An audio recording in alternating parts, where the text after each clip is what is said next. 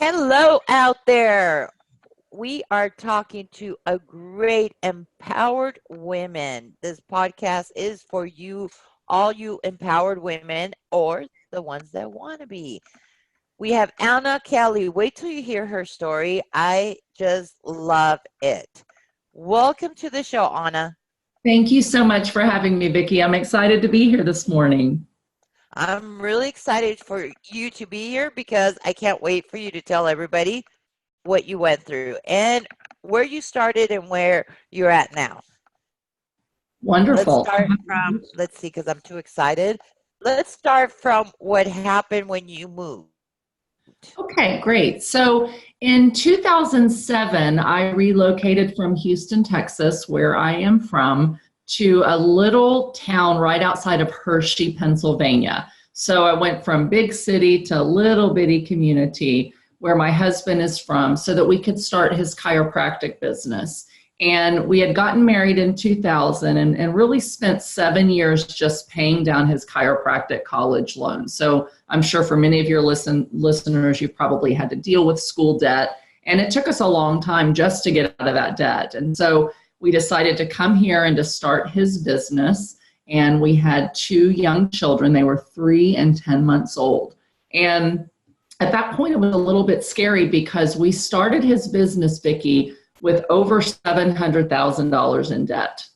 Ooh. Between a small business loan and equipment loans and a building to practice out of, we went into significant debt. And so we sold a big house in Houston, and I thought, how in the world are we just going to, survive? So when we first moved here, instead of leasing a building, we bought a building that had tenants with it, apartments above the practice. And the reason we did that was just to think, how can we kind of save money on the lease expenses? And I thought, well, at least these tenants will kind of help pay down the mortgage. And I worked for a big company, a big insurance company in Texas, and had a 6-figure job. And so we had depended on that income. And when we moved here, they did not want to let me work from home. So I, went to my boss and, the uplines and said, I know I can do this. Will you please give me an opportunity to show you that I can be as productive working from home as I am in the office, and just give me a few months to try it out. So they gave me a 3 to 6 month trial to see if I could keep my job and if I could work from home. And so that was kind of the start of us moving to Pennsylvania. That is great. So, wow, that is a lot of debt for you to move, and your husband wasn't working. You were setting up he was working, but you were setting up the practice. So you got this 4-unit apartment complex, and it's great. Those of you who don't have the apartments, when, with the 3 units, especially when you get FHA loans, just for the apartment to be able to qualify, the 3 units themselves have to pay the mortgage. So Right. that's part of an FHA loan. Now, if you get a conventional loan, it's a little bit different. So usually it is a great thing. Had I done that back when I started, if I could go back, I would definitely start with units, then go into, progressively start going up as you're living in it. So, Absolutely. And that's exactly what I did. So we lived actually with my husband's parents for a year, which was very humbling, but it set us up for being able to put everything into that practice, figure out whether I was going to be able to keep my work from home job. And after a year, I was like, okay, my job said I can keep my job and work from home. And so then we bought an FHA 4-unit apartment building. So, I went from this big, over 2,000 square foot, really nice new home in Houston to living with my in-laws, to living in a teeny tiny 2-bedroom apartment so that we could start over and, become entrepreneurs and start his business. And so in that year, we saved up that 3.5% down payment to buy that little 4-unit building. And at that point, I decided this is really nice kind of having tenants. And then, as we talked about before, the market crashed. And when that market crashed, my job became unstable. And I thought I was going to lose my job. I worked for a major company that almost went down with all these other big employers. And so I had to become resourceful and figure out, what can I do to make a little extra money in case I lose my job? And at that point, my husband's business really wasn't bringing in much more than our overhead because the overhead was so high. And I bought another little 4-unit building with a 401k loan so that I could just have enough for, cover our mortgages and definitely be able to cover food for our kids at that point. And that, little did I know, doing that for self-preservation and just making sure that we could make ends meet really led to me becoming a full-time, real estate investor and a multifamily entrepreneur a few years later. I think, it's great what you have accomplished, and we haven't even told the listener everything that where you're at now. But I love the part about how resourceful you became, because we as women, we like security. Um, tell you a little bit about my background. I had, took a leap of faith and I became homeless. Not very long, but it was still, not a good time. And I just pushed through. So that is something that we always do. Is now I'm even more careful, is take the calculated risk. So you already saw it coming and you already planned for what you were going to do. You had to downsize, you had to cut down things, because it is hard, having your own home. I just, I can already kind of imagine what your struggles were, but you just did it. You didn't even, it doesn't seem like you even thought twice. This is what we're doing and we're just doing it. That's what it takes. Yeah. That's exactly what it takes, is coming up with your plan and just doing it. And man, you're giving me chills again. Stop doing that. I had to. Thank you so much. And it's one of those things. At that point I had a 3-year-old and a 6-month-old, and as much as I was very driven and to climb the corporate ladder and thought that I was going to be this, corporate career woman and wanted to just move up, once I had a baby, all I wanted to do was be a mom. And I just wanted to stay home with those kids. And so my resourcefulness was like, how can I help my husband's business to get where it needs to be so he can make the money and I can stay home? That was really like my, at that point, my drive was just to be able to be with them and to nurture them and figure out how to make money. And when the economy changed, which we never anticipated, after the economic collapse, not only did business suffer, but healthcare completely changed. And so much fewer insurance companies were covering chiropractic. And so it was a struggle for a few years just to work my job, raise my kids. I had 2 more children at that point, build his business. And I wanted to start making more money so that I can more quickly be home. And so, 7 years into this thing, about 5 years ago, I decided things are not really changing and I'm never going to be able to be home with my baby. So what can I do? And what am I passionate about? And I realized over the 7 years of having tenants and a few rental properties that I really loved it. And we had made these buildings worth significantly more than we bought them for, because we put tons of time and sweat equity into fixing them up and learning how to, manage properties and do rehabs. And I figured out with pen to paper that if I could just borrow the equity from my buildings, I could use that to continue to buy over and over and over and really replace my 6-figure income in just a couple of years. And so it wasn't really, Vicky, until 5 years ago that I really started thinking like an entrepreneur and thinking, I can really be successful if I just focus for the next 5 years and give it all I got. And I did pen to paper and figured out it was going to take me about 60 units of real estate really to get that 6-figure income and build a multi-million-dollar portfolio that would allow me that everyday passive income while I'm sleeping, whether I buy another property or not.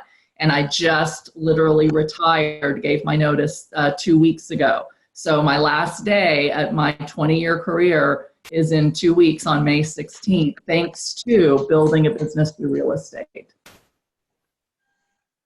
Thank you. I love it. I love it. So you are retired. So exciting when people, I love it when people reach their goals because I know the struggles that you had and it was just not easy and you did it. Um, Thank I'm you. like, I get speechless to be honest with you when I hear stories like you. Um, so women that are out there now and they're going through what you were at, they're struggling from paycheck to paycheck. They're they have their kids. There might be some single moms, single dads, but what advice would you give them because it you know it does take time and determination and whatnot. What would you say to those women that are out there listening? I would say really that the key is find something that you're passionate about and that you can make money doing. Because if you're not excited about it and you don't really think that it can get you that financial freedom that you're looking for, it's very hard to muscle through when things get difficult. Because as you know, I have 4 children and now they were 3 and 10 months when we moved here. And now they're, 8, 10, 13, and almost 16. So it's been a long time and 16 years of why can't I be home with my kids and how am I going to do this? And, all kinds of things happen outside of our control that we can't think of. For me, it was the change in the healthcare and the change in the economy. And I just felt down over and over and over, like this is hopeless. I'm never going to get there. I guess I'm just going to be resigned to continue to work a corporate job. And in the midst of that, you're having babies and you're nursing and you've got kids in sports and in school. And, one of my kids really struggled in school. So many Yeah. nights of just, I'd want to do business and I'd want to buy a property and move forward. And I couldn't because I'm having to make dinner and help the kids with homework and run to their sporting events. And so, you do have days that your days are filled morning to night and you're just exhausted, as a wife and as a working mom and trying to build a business. And I have found that really, I think the key is knowing your why, being passionate about your desire and why you want to be an entrepreneur, what it's going to buy for your family. For me, it was, I know if I give a few years of working 70, 80 hours a week, then I'm going to buy those last few years home with my kids where we're going to have true financial freedom. And so Yeah.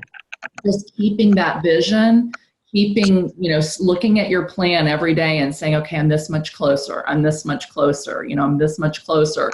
And just having that grit and determination that no matter what obstacles come, I am going to jump over them and I am going to do it the next day.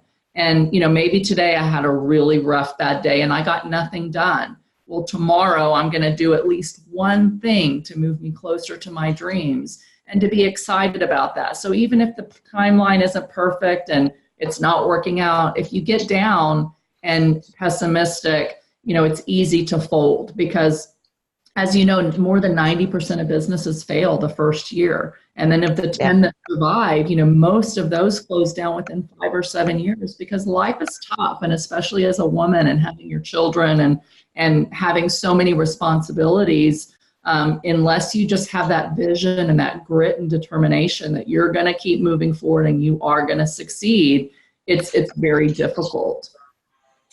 And that's the key is all businesses. I've yet to find one business that's not happened at one point or another. It's going to have up and downs, when you're starting, as you're going, and that's part of growing it because it goes up. You did great, and now there's something you have to take it up higher. But how do you take it up higher? So you're going to have a slope to, sometimes you have to take a step back to go forward. Yes. Um, and that's how you learn. You learn at what to do and what not to do, and you can't give up.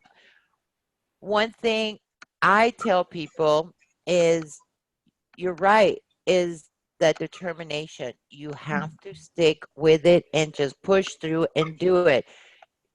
How many of us heard somebody say, well, I'm going to do this, but if that doesn't work, I'm going to go try this other thing? We Right. hear it all the time. Well, guess what? Don't even bother because it's the minute you get one slope down, they're out. So it's just not going to work. Right.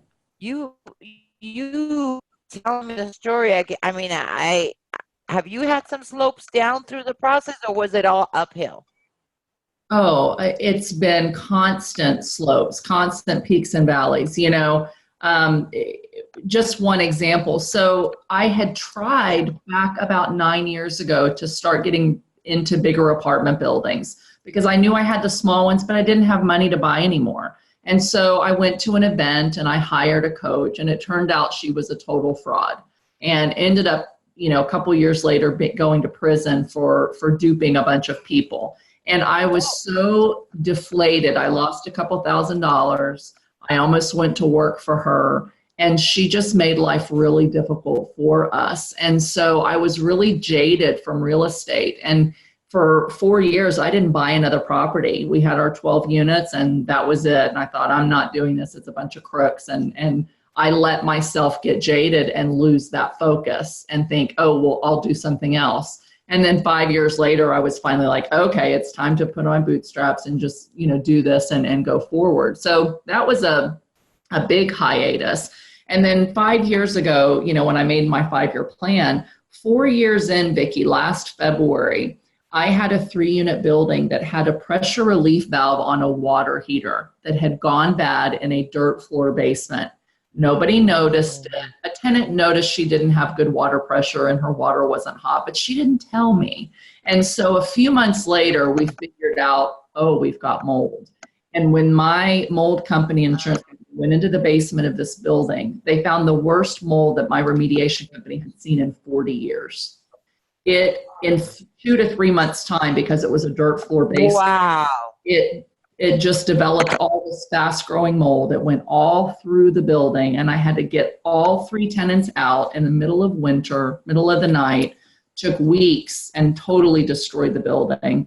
And insurance was capped because of mold coverage. They have a, you know, a $15,000 limit. So for weeks of our life, just as at the point where we had enough rental property that we thought, oh, I can retire in a few months. Now I just got to pay off some debt with that money. We had a major disaster, lost the tenants, thought we were going to be sued, and just spent months doing that. And then a hurricane came through, and we ended up losing a roof on another building, lost shingles on our own, Wow. and 3 basements flood. So it was like I did all this hard work for 4 years, and I thought I was going to be home, and now we have all this major financial setback all at the same time. And I boohoo cried for weeks and weeks and weeks thinking, I can't do this anymore. And I needed a break. I knew after 4 years of 80 hours a week and all these things hitting me at once, and children all in school and sports and every day being booked solid, I needed a mental break. And so I just said, I'm not buying any more property for a few months. I need to take care of these things, slow down, and just give myself some time. And so I took like 3 months where we finished wrapping up all of the rehab and all of those repairs. And then we just kind of went to the beach over the summer and relaxed. And I needed that break. So I actually took a few months and just refreshed and regrouped. And I continued to work on the properties we did have, but I didn't build because I knew I was out of steam and I wasn't able to give to myself and my family. I was going to break, you know, as strong as I had tried to be for myself and my family. I hit a breaking point. And so I kind of, you know, took a breather. And when I came back ready to go, it was like, okay, now I'm on a mission. I've got 8 months. I will retire. I'm going to, you know, get back in refreshed and keep going. So, you know, hard times come and you have to take a break if you need to, but you can't stay there. You've got to say, okay, I'm going to keep my eye on the prize and I'm going to get back up and now I'm going to keep moving forward, even if it takes longer than you hope. Exactly. It's almost like learning how to ride a bike. You know, you just get back on it and do it. And yes, I mean, that's a lot, you know, to have to, you know, take out all your tenants out. It is huge, but you work through it. I am a strong believer, because of what I have gone through. I'm thankful now that I went through it because I've learned valuable lessons at that point. Not that I liked going through it. Don't get that out of it because I did not. I know. But you don't even know how many times what I've learned in that time period, it does help me huge. So, Yeah, and I hear this all this time from women. They tell me, something negative that's happened. I had another person with a big girl also that did not good with them. And I'm like, well, have you thought about it in a different sense? Now you know what to watch out for and teach others. So, yeah, um, try to always look at the positive side. You don't see it now. You probably will see it later on and see what you can get out of it. Because I think everything that happens to us is for a reason. for sure. I think it's amazing. I love that you gave your retirement. I'm extremely excited. That's what Thank it's all about, is sticking to it. She is a perfect example of wit. And how many times do I say, just do it? You just have to get on it and do it. for She got sure. tired and she needed a little break, so that's fine. But it just you just regrouped. That's all it was. Yeah, and honestly, because of some of those trials that I went through, right after I decided to regroup and I'm like, I really am ready to do this retirement, I need to kind of expedite it. I had wanted to get into those larger apartment buildings, and I had already built up about a $6 million portfolio of my own, but I wanted to continue to grow so that I'd have more cash flow to take care of my kids. And I found a large apartment complex and was able to start bringing on investors. And one of the first things they want to know is, what kind of trials have I gone through? How did I get through them? How did I deal with bad things, and how do I prevent them? So the wisdom that I gained through those trials and those difficulties really is what prepared me and set me up, for my next two larger apartment complexes. So just since that time, I've doubled my assets under management, and I'm close to 15 million assets under management, just because I was refreshed and regrouped and able to focus and think more clearly to be able to even scale my business even greater once I'm retired from my job. So I'm very grateful for all that I did go through, because it did make me a stronger, wiser investor and businesswoman. And now you're able to do a lot more with other investors. I mean, I think it's a great story, and it's a great testimonial for what you've been through to where you're at. I mean, she just gave her notice for retirement. Hello. That's huge. That is huge. Now, if there's any single women out there, are you willing to mentor or guide or do? Is that they may want to talk to you? Is that something you're able to do at this point? Absolutely. So I run a real estate investment meetup group for women called REI Like a Girl, and REI is real estate investing. So I run a meetup group you can find on Meetup called REI Like a Girl in Central Pennsylvania. And I have a website which is reimom.com. And so on my website, I have some information on some coaching and consulting and speaking that I do. So I do mentor people. I've mentored on flips as well as on rental properties, but really rentals is my primary focus, and where I think I can add the most value, with some one-on-one mentorship, because it's really one of these things where you work on a property and you do your rehab, but you reap the benefits of that one-time job for years and years and years, being paid the cash flow from having those tenants. So I believe really strongly in rentals and multifamily rentals. So if you'd like to start getting into real estate investing, either as an active participant or even as a passive investor, feel free to reach out to me, and I'd be happy to talk to you about your goals and how I might be able to help. That's perfect. That's perfect. And I fully agree with you because you know me, I love the cash flow too. Yes. I think that's the way to do it also. Now, how can they get a hold of you again? So you can email me at info@reimom.com, or you can find me on Facebook at Anna REI Mom Kelley, and that's Kelley. Oh my God, and I love it. reimom.com. Love it. Love it. Well, thank you so much, Anna, for being here and speaking with me. I think your testimony is very, very powerful, and it just shows that if you set your mind to do something, you will do it. Thank you again for being on the show. Thank you so much, Vicki. It was my pleasure.